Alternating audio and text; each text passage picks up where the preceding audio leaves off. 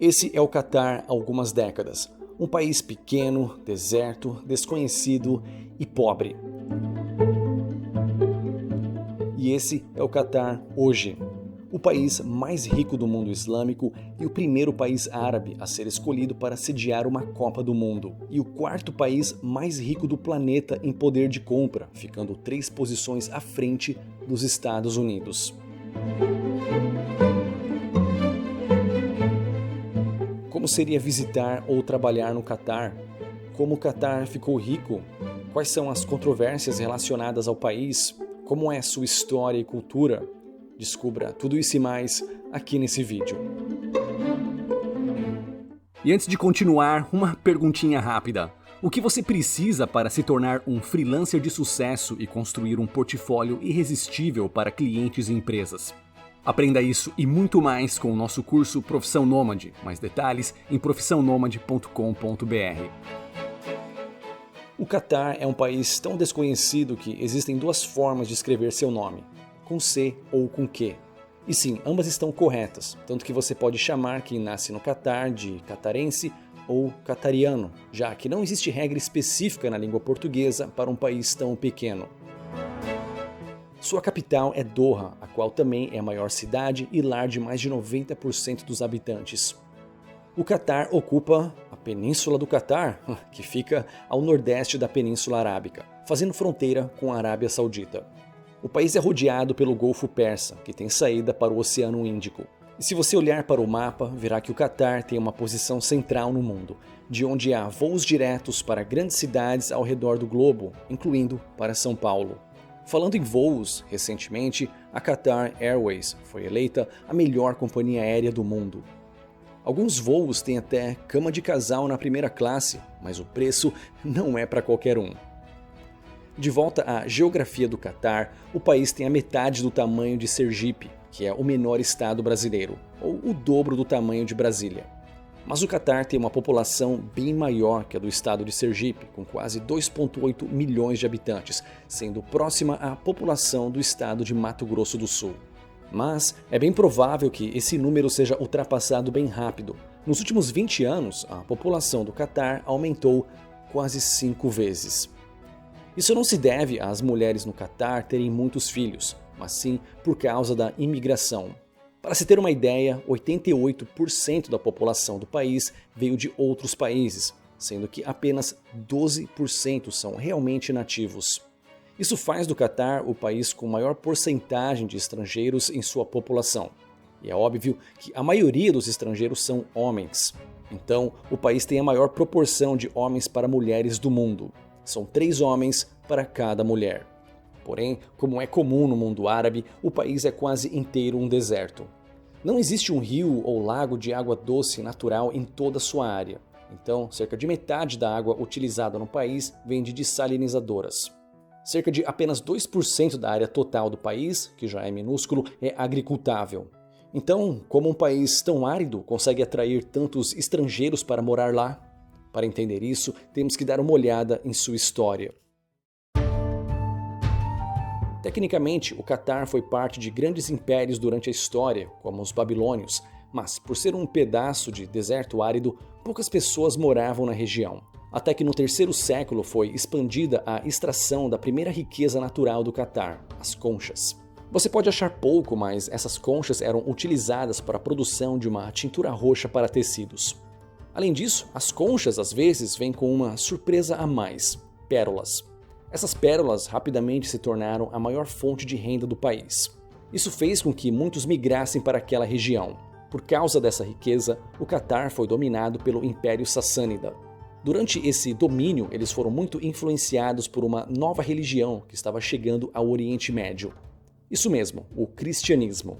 Não, você não ouviu errado. Do século III ao século VII, o cristianismo era a religião predominante na região. Isso até que, em 628, Mohammed converteu diversos povos árabes ao islamismo, o que causou a queda do Império Sassânida e a marca do início do islamismo no Oriente Médio. Durante esse período, a economia do Catar estava indo bem até demais, tendo um grande porto que fazia a ligação entre os continentes da África, Ásia e Europa.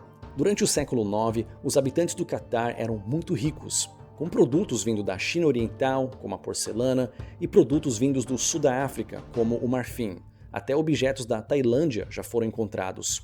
Porém, essa prosperidade acabou por causa das cruzadas. Com a Europa em guerra contra o Oriente Médio, o comércio com os europeus ficou prejudicado, levando ao declínio econômico da região. E durante as grandes navegações, para evitar o domínio português, eles se juntaram ao Império Otomano. Isso gerou algumas confusões com os sauditas durante o século XVIII, levando ao domínio do Catar pelos povos árabes. Mas dominar o Catar não era fácil. Os catarianos eram completamente contra esse domínio e se recusavam a pagar impostos para os sauditas. Quando o califa enviou tropas para cobrar impostos à força em 1867, ele foi recebido com forte oposição, o que levou à sua derrota no ano seguinte. Isso fez com que o povo do Catar percebesse a injustiça de pagar impostos. Vendo a oportunidade, o Império Otomano quis recuperar a área do Catar, aplicando mais impostos, mas também foi ignorado pelos povos que habitavam a península. Em 1893, os otomanos tentaram cobrar os impostos por meio de seu exército. Tudo parecia uma batalha fácil, até que os catarianos tomaram o forte de Al-Wajibah, forçando os otomanos a recuar e assinar um tratado reconhecendo o Catar como um país autônomo. Mas o Catar sabia que não podia abusar da sorte, então fizeram um acordo com os ingleses. Em 1916, o país se tornou um protetorado britânico e ficou proibido de fazer acordos com outros países sem a autorização da Inglaterra que o protegia. Lembrando que estavam no meio da Primeira Guerra Mundial. 20 anos após a Primeira Guerra, foram descobertas reservas de petróleo em 1939. Então, você já deve imaginar qual a maior fonte de riqueza do país. Porém, essa riqueza só pôde ser extraída após a Segunda Guerra Mundial. Então, somente em 1949 as exportações de petróleo iniciaram e rapidamente dominaram a maior parte da economia do Catar. Em 1968, a Inglaterra decidiu finalmente se retirar do Oriente Médio, dando liberdade às suas colônias. Por isso, em 1971, o Catar se tornou independente. Para aqueles que acham que a colonização é a maior causa da pobreza de um país, saiba que o Catar só ganhou sua independência há 50 anos e já se encontra entre os países mais ricos do planeta. Com o fim do domínio britânico, a família Al Thani, que já governava o país por mais de um século, tomou o poder. De modo que Hamad bin Khalifa Al Thani se tornou o Emir. Para simplificar, o Emir é como o rei do país.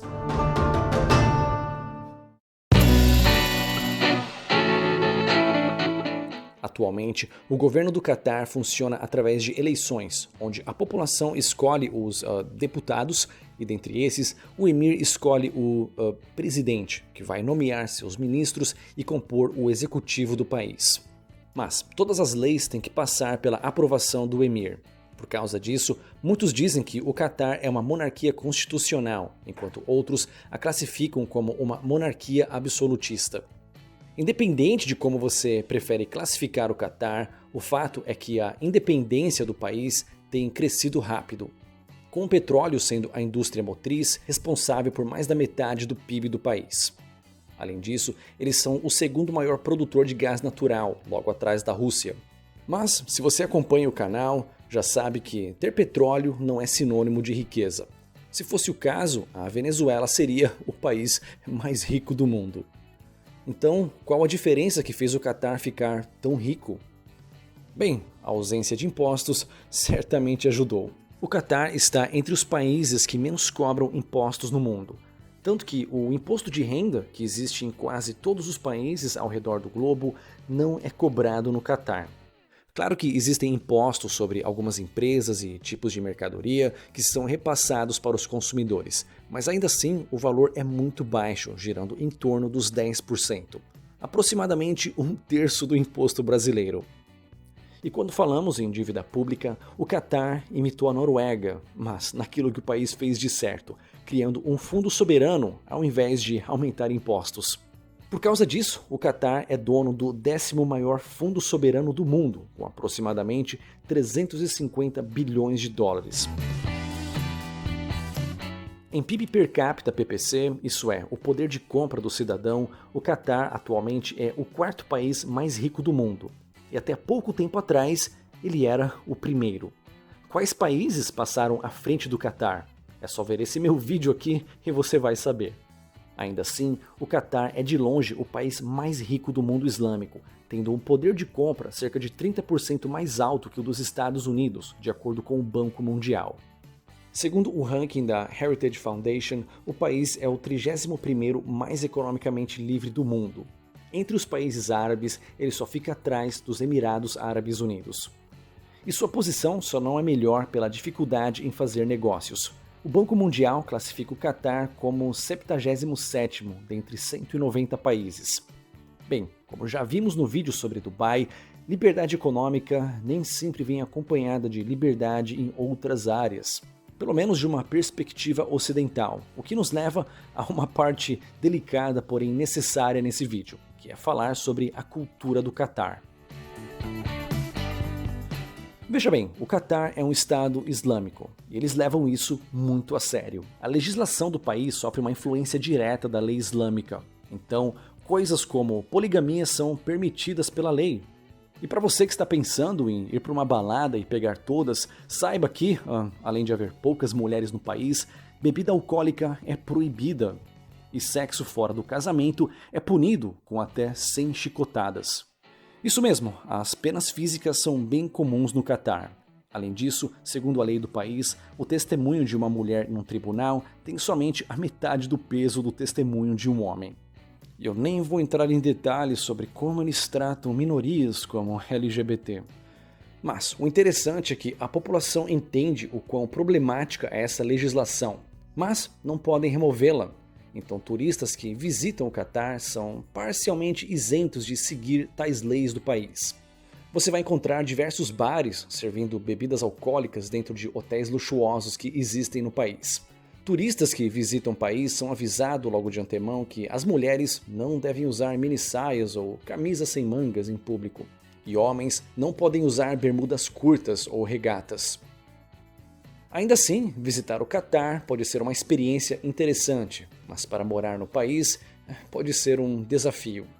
Além da barreira cultural, conseguir a nacionalidade catarense é bem difícil. Você tem que morar no país por 25 anos contínuos, não podendo sair do país por mais de 2 meses por ano dentre esses 25 anos. Também é necessário comprovar renda para se manter no país, falar árabe e perder a sua antiga nacionalidade. E se você for um descendente, só tem direito à nacionalidade se o seu pai for um catarense, e não sua mãe.